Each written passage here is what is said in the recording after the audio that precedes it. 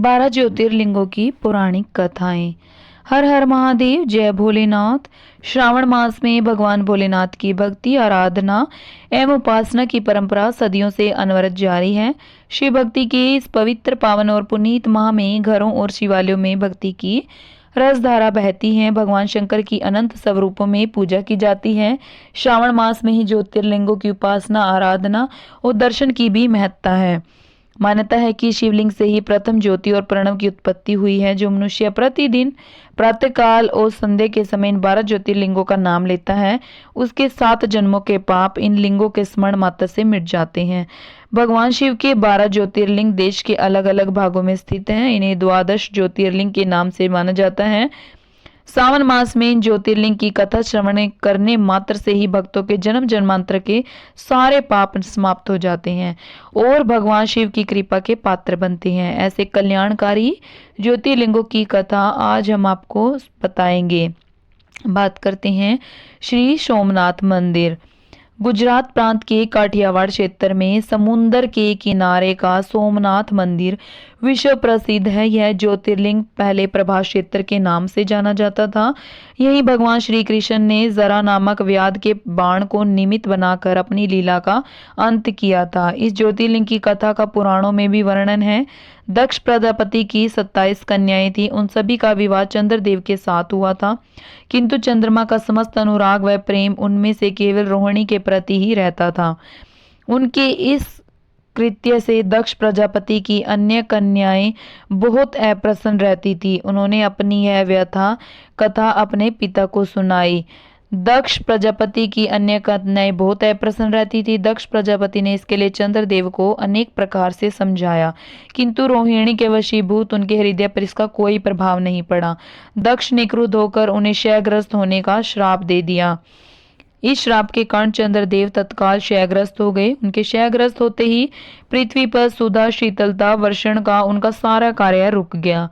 चारों ओर त्राही त्राही मच गई। चंद्रमा भी बहुत दुखी और चिंतित रहने लगे थे।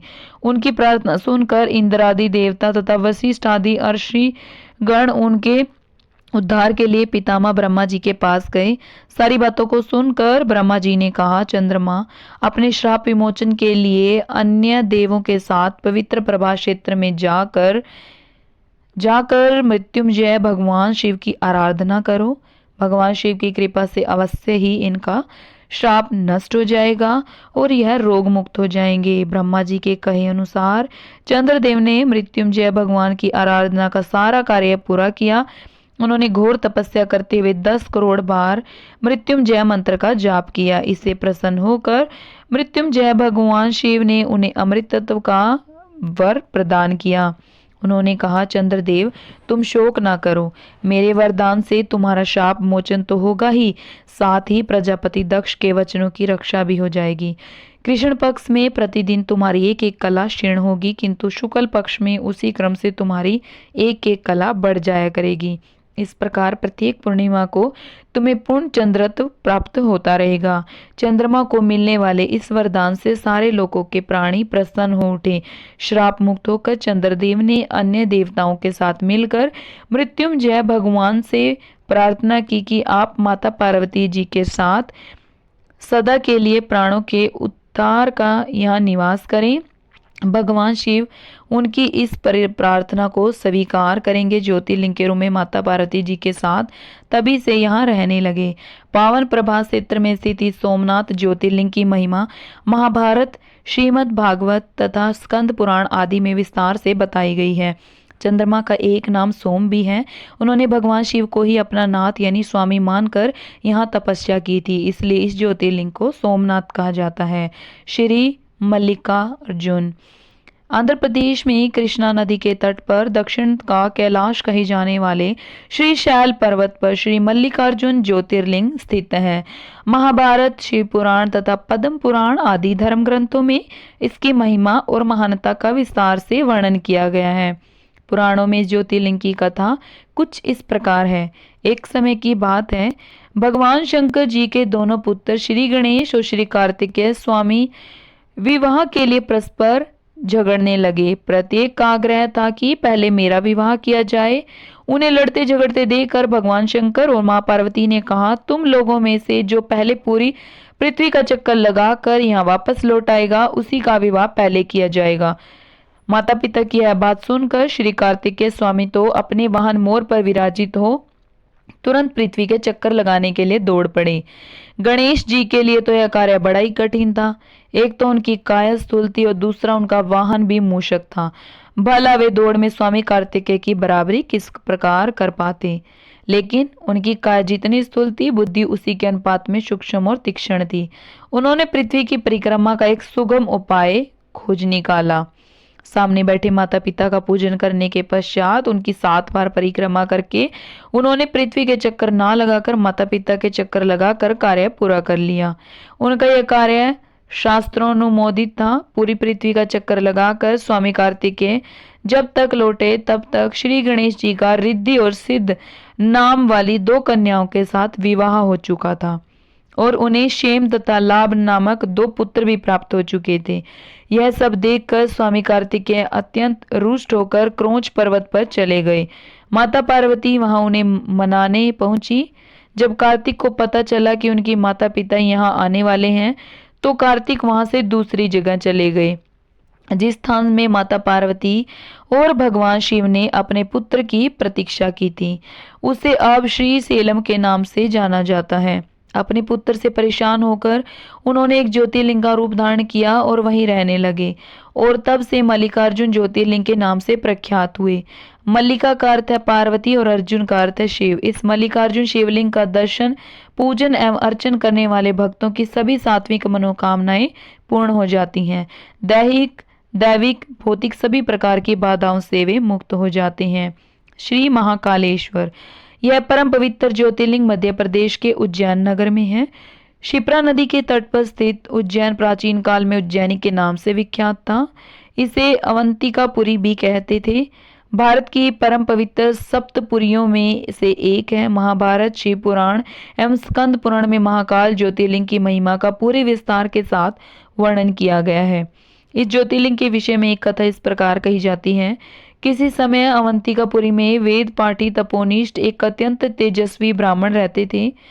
एक दिन दूषण नामक एक अत्याचारी असुर उनकी तपस्या में विघ्न डालने के लिए वहां आया।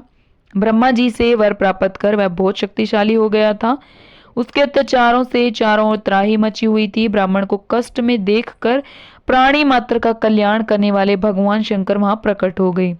उन्होंने एक हुंकार मात्र से उस दारुण अत्याचारी दानव को वहीं जलाकर भस्म कर दिया। ब्राह्मणों ने महादेव से यहीं विराजमान होने के लिए प्रार्थना की। ब्राह्मणों के निवेदन से प्रसन्न होकर शिव जी यहाँ महाकालेश्वर ज्योतिर्लिंग के रूप में वास करने लगे। भगवान वहां हुंकार सहित प्रकट हुए, इसलिए उनकी नाम महाकाल पड़ गया। इसलिए परम पवित्र ज्योतिर्लिंग को महाकाल के नाम से जाना जाता है। भगवान शिव समय यानी काल के अंत तक यहीं रहेंगे, इसीलिए भी इन्हें महाकाल कहा जाने लगा। श्री ओंकारेश्वर यह ज्योतिर्लिंग मध्य प्रदेश में पवित्र नर्मदा नदी के तट पर ओम आकार के पर्वत पर स्थित है। इस स्थान पर नर्मदा के 2 धाराओं में विभक्त हो जाने के से बीच में एक टापू सा बन गया है। इस टापू को मानधाता पर्वत या शिवपुरी कहते हैं। नदी की एक धारा इस पर्वत के उत्तर और दूसरी दक्षिण होकर बहती है। दक्षिण वाली धारा ही मुख्य धारा मानी जाती है। इसी मानधाता पर्वत पर श्री ओंकारेश्वर ज्योतिर्लिंग का मंदिर स्थित है। पूर्व काल में महाराज मानधाता ने इसी पर्वत पर अपनी तपस्या से भगवान शिव को प्रसन्न किया था। इसी से इस पर्वत को मानधाता पर्वत कहा जाने लगा। इस ओंकारेश्वर ज्योतिर्लिंग के 2 स्वरूप हैं।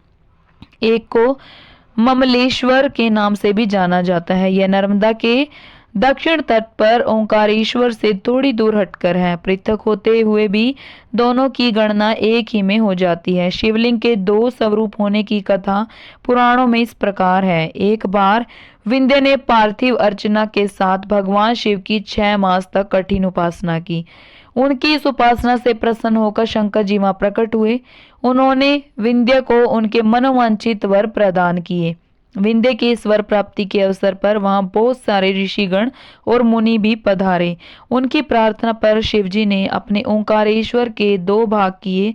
एक का नाम ओंकारेश्वर और दूसरे का ममलेश्वर पड़ा। दोनों लिंगों का स्थान और मंदिर पृथक होते हुए भी दोनों की सत्ता और स्वरूप को एक ही माना गया है। ओंकारेश्वर शिव भगवान का अकेला ऐसा मंदिर है जहाँ प्रत्येक दिन गुप्त आरती होती है। इस दौरान पुजारियों के अलावा कोई भी गर्भगृह में नहीं जा सकता। शिव पुराण में इस ज्योतिर्लिंग की महिमा का विस्तार से वर्णन किया गया है। श्री ओंकारेश्वर और श्री ममलेश्वर के दर्शन का पुण्य बताते हुए नर्मदा स्नान के पावन फल का भी वर्णन किया गया है। श्री केदारनाथ यह ज्योतिर्लिंग पर्वतराज हिमालय की केदार नामक चोटी पर स्थित है।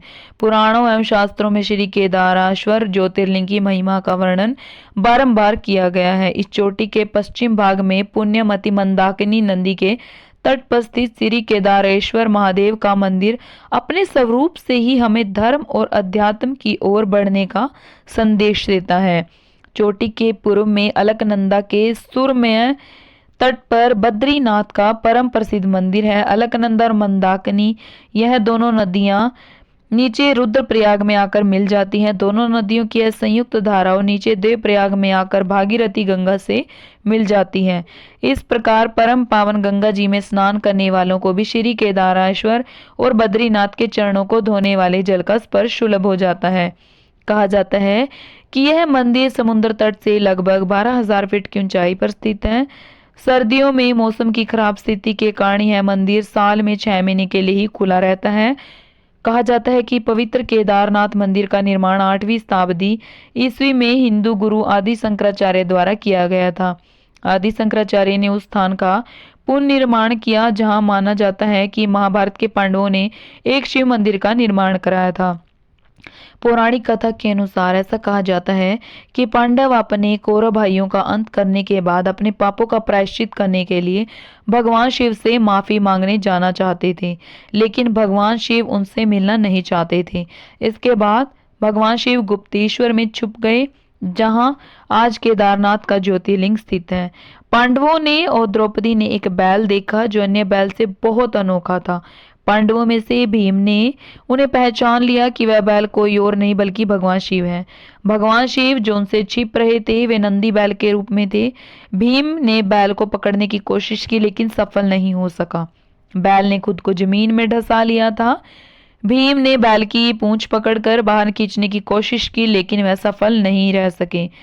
इसके बाद भगवान शिव ने खुद को और नीचे धकेल दिया और अलग अलग स्थानों में केवल कुछ हिस्सों में ही प्रकट हुए, जैसे कि केदारनाथ में उनके पीठ का ऊपरी हिस्सा प्रकट हुआ, तुंगनाथ में भुजाएं, मधमेश्वर में नाभि और पेट, रुद्रनाथ में चेहरा और कल्पेश्वर में बाल सिर प्रकट हुए। पांडवों ने शिव की पूजा करने के लिए इन 5 केदारों पर मंदिर बनवाए जिससे वह अपने पापों से मुक्त हो गए और भगवान शिव ने त्रिकोण रूप में इस पवित्र स्थान केदारनाथ में रहने का वादा किया।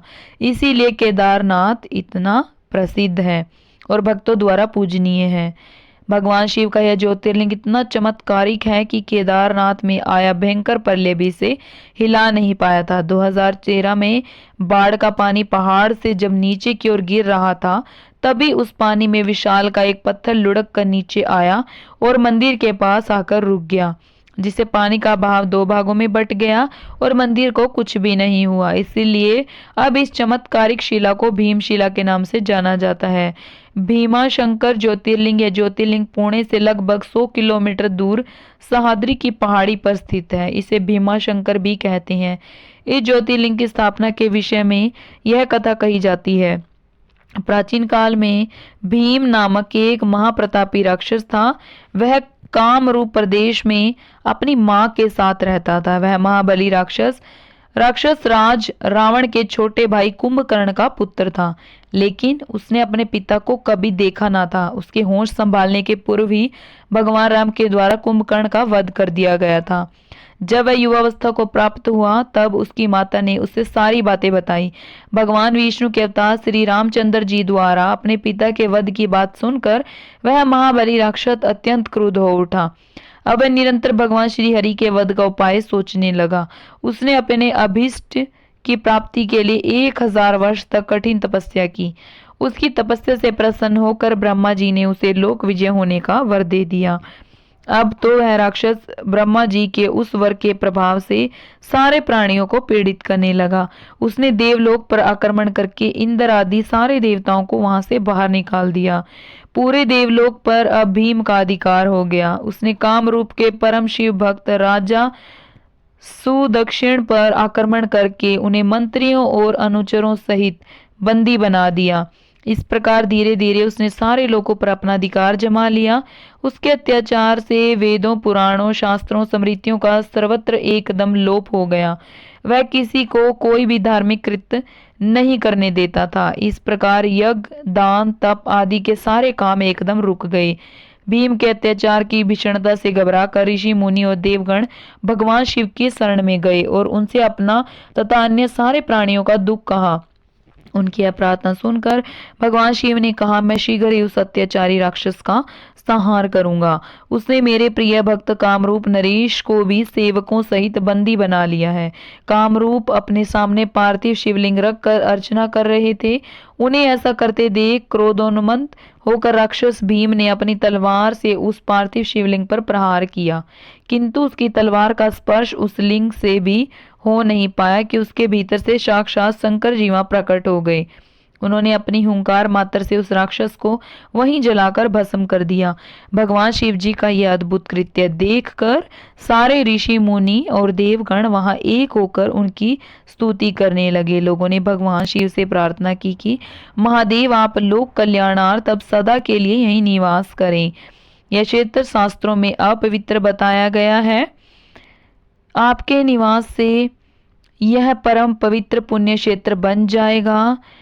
भगवान शिव ने सबकी यह प्रार्थना स्वीकार कर ली। वहां वह ज्योतिर्लिंग के रूप में सदा के लिए निवास करने लगे। उनका यह ज्योतिर्लिंग भीमेश्वर के नाम से विख्यात हुआ।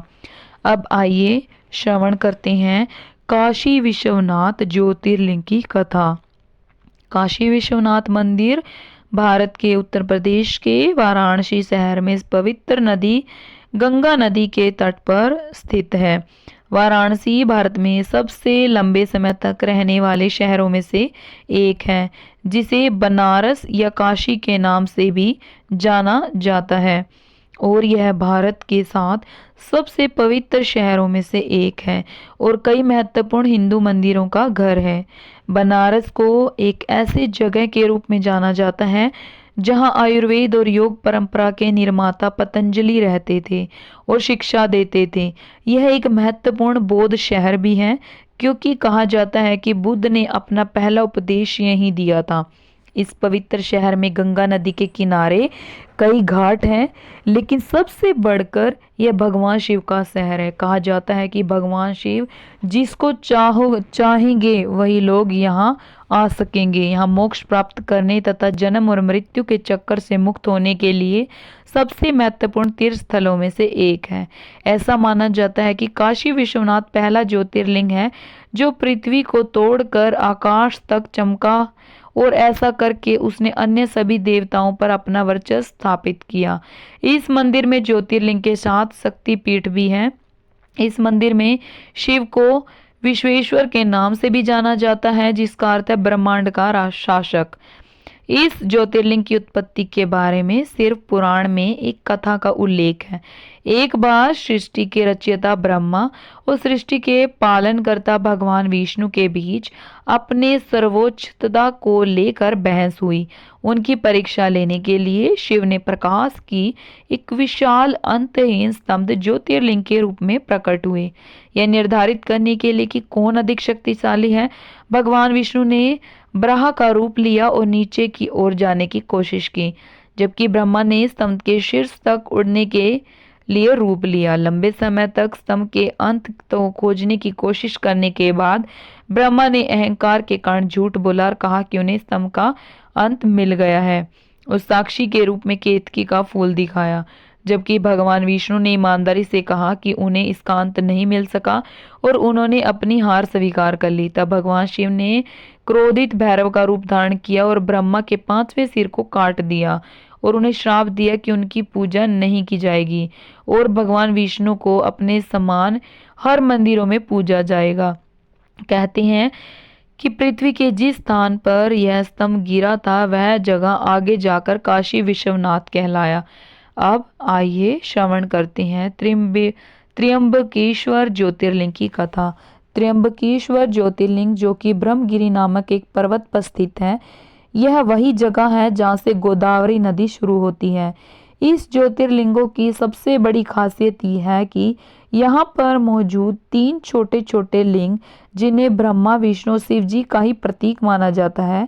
पौराणिक कथाओं के अनुसार भगवान ब्रह्मदेव ने भगवान शिव को प्रसन्न करने के लिए ब्रह्मगिरी पर्वत पर तपस्या की थी। तभी से इस पर्वत को ब्रह्मगिरी पर्वत के नाम से जाना जाता है।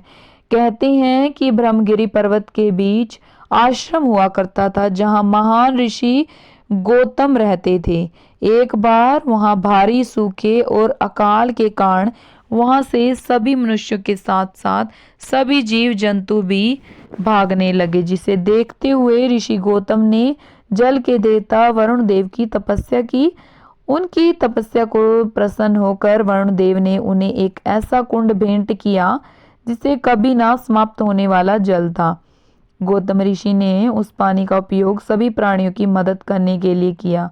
ऋषि गौतम को लोगों का अधिक प्यार और स्नेह मिला, इसलिए ऋषि गौतम को अधिक पुण्य प्राप्त हुआ। लेकिन जल्द ही आश्रम के दूसरे ऋषियों को इस बात से जलन होने लगी और उन्होंने गौतम ऋषि को नीचा दिखाने के लिए भगवान गणेश की तपस्या की। जैसे ही भगवान गणेश जी प्रकट हुए तो सभी ऋषियों ने उनसे गौतम ऋषि को नीचा दिखाने का आग्रह किया। इस पर गणेश जी ने उन्हें समझाने की कोशिश की, परंतु जब सारे ऋषि नहीं माने तो गणेश जी ने मजबूरन एक कमजोर गाय का रूप धारण किया और ऋषि के आश्रम में पहुंचे। गाय की ऐसी हालत देखकर ऋषि गौतम ने गाय को कुछ चारा प्रदान किया, लेकिन जैसे ही गाय ने चारे को खाया तुरंत उसकी मृत्यु हो गई। जिसके बाद सभी ऋषि वहां आ पहुंचे और उन्होंने गोहत्या का पाप ऋषि गौतम पर लगा दिया। गौतम ऋषि ने गोहत्या के पाप को दूर करने के लिए भगवान शिव को प्रसन्न करने के लिए इसी पहाड़ी पर तपस्या की थी। भगवान शिव प्रसन्न हुए और गौतम ऋषि से पूछा कि वे क्या चाहते हैं। गौतम ऋषि गाय की हत्या के पाप को दूर करने के लिए माता गंगा के जल में स्नान करना चाहते थे। भगवान शिव ने गौतम ऋषि की इच्छा स्वीकार कर ली और गंगा माता का जल ब्रह्मगिरी पर्वत पर भेज दिया। लेकिन गंगा नदी वहां से बार बार गायब हो जाती थी, क्योंकि गंगा माता वहां अकेले नहीं जाना चाहती थी।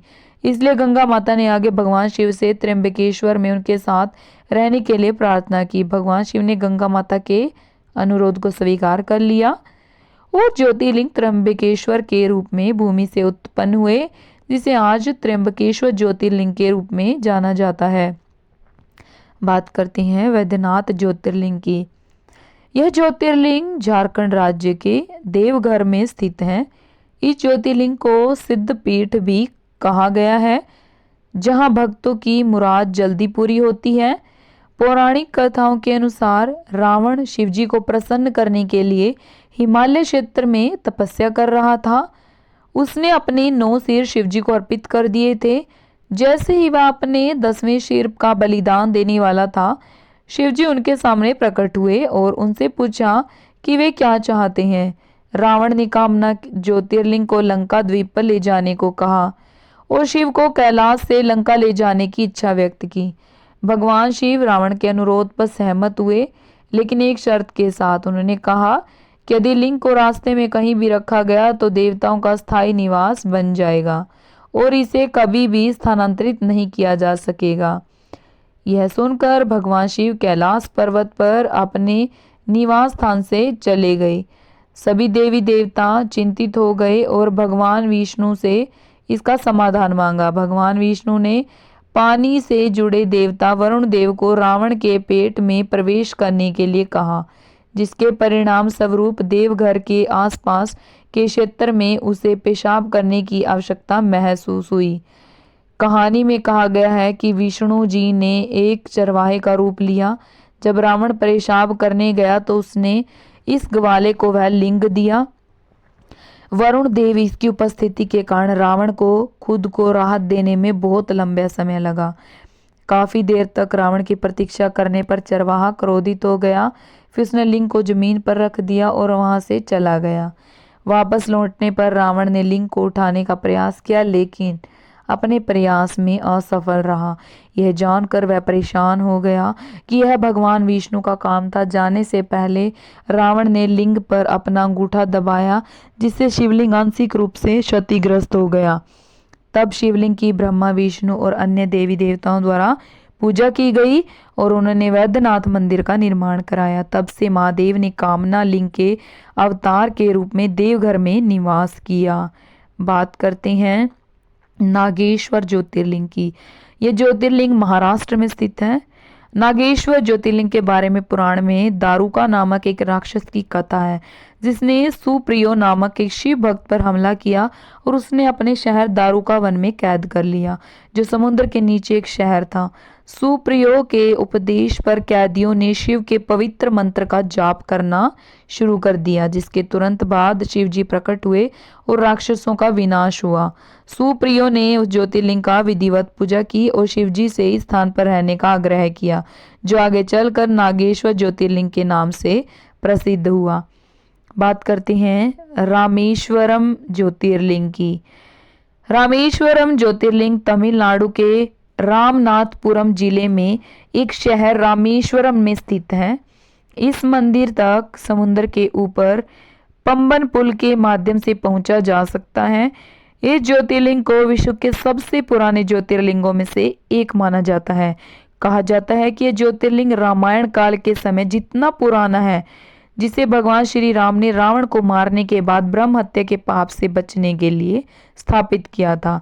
यह भी कहा जाता है कि आज के समय में जो में रामेश्वर मंदिर में 24 कुंड है, उन्हें भगवान राम ने अपनी वानर सेना की प्यास बुझाने के लिए अपने तीर से बनवाए थे। इस मंदिर के गलियारे को विश्व का सबसे बड़ा गलियारा कहा जाता है, जो 1212 स्तंभों पर टिका हुआ है। कहते हैं श्री राम ने श्रीलंका में राक्षस राजा रावण, जो एक ब्राह्मण था, के खिलाफ युद्ध के दौरान की गई हत्या के पाप से मुक्ति के लिए यहाँ शिव से प्रार्थना की थी। पुराणों के अनुसार श्री राम ने अपनी पत्नी सीता और अपने भाई लक्ष्मण के साथ यहाँ लिंगम स्थापित किया और पूजा की। रावण को मारते समय श्री राम पर ब्राह्मण हत्या का पाप लगा। शिव जी की पूजा करने के लिए श्री राम ने हनुमान जी को, स्वयं शिव जी के अवतार थे, उन्हें हिमालय से ज्योतिर्लिंग लाने का निर्देश दिया। क्योंकि लिंगम को लाने में अधिक समय लगा, इसलिए माता सीता ने पास के समुद्र तट से रेत से एक लिंगम बनाया, जिसे आज भी मंदिर के गर्भगृह में स्थापित माना जाता है। यह विवरण वाल्मीकि द्वारा लिखित मूल रामायण में अच्छी तरह से समर्थित है। कृष्णेश्वर ज्योतिर्लिंग। कृष्णेश्वर ज्योतिर्लिंग महाराष्ट्र के औरंगाबाद में से 30 किलोमीटर दूर बरेल गांव में स्थित है। गांव न सिर्फ कृष्णेश्वर ज्योतिर्लिंगों के लिए माना जाता है, बल्कि इस जगह पर विश्व प्रसिद्ध एलोरा कैवस भी देखने को मिलते हैं। कृष्णेश्वर शब्द का अत्यधिक महत्व है, क्योंकि इसका अर्थ है करुणा का भगवान। इस मंदिर को विभिन्न नामों से जाना जाता है, जैसे कि उसमेश्वर, घुसमेश्वर, दुष्मेश्वर और ग्रीष्मेश्वर। कहानी यह है कि शिवालय गांव में सुधर्मा नामक एक ब्राह्मण था, जो अपनी पत्नी सुधैया के साथ देवगिरी पहाड़ों में रहते थे। यह दंपति निसंतान थे, इसलिए सुधैया ने अपनी छोटी बहन घुष्मा का विवाह अपने पति से कर दिया। अपनी बहन की सलाह पर घुष्मा प्रतिदिन 101 लिंग बनाती और उनकी पूजा करती। अंत में उसे एक बच्चे का आशीर्वाद मिला। समय के साथ सुधैया अपनी बहन से ईर्ष्या होने लगी और उसने घुष्मा के पुत्र की हत्या कर दी और उसे उसी झील में फेंक दिया, जहां उसकी बहन लिंग को विसर्जित करने जाती थी। हालांकि घुष्मा की बहन ने उसे बताया कि उसके बेटे की हत्या में सुधैया का हाथ था। घुष्मा ने भगवान शिव की दया पर पूरा भरोसा करते हुए अपने दैनिक अनुष्ठान जारी रखा। जब वह लिंग को विसर्जित करने गई तो उसने अपने बेटे को अपनी ओर आता हुआ देखा। भगवान शिव उनके सामने प्रकट हुए और उसे उसकी बहन के घृणित कार्यों के बारे में बताया। घुष्मा ने भगवान शिव से अपनी बहन को क्षमा करने का अनुरोध किया। प्रसन्न होकर भगवान शिव ने उन्हें वरदान दिया। घुश्मा ने भगवान शिव से यहीं रुकने का आग्रह किया। यही कारण है कि भगवान शिव यहाँ स्वयं ज्योतिर्लिंग के रूप में प्रकट हुए। तो यह थे भारत के 12 जो प्रमुख ज्योतिर्लिंगों के बारे में जानकारी। अगर आपको यह वीडियो अच्छा लगा तो लाइक करें, अपने दोस्तों के साथ इसे शेयर करें और चैनल को सब्सक्राइब कर लीजिए। हर हर महादेव।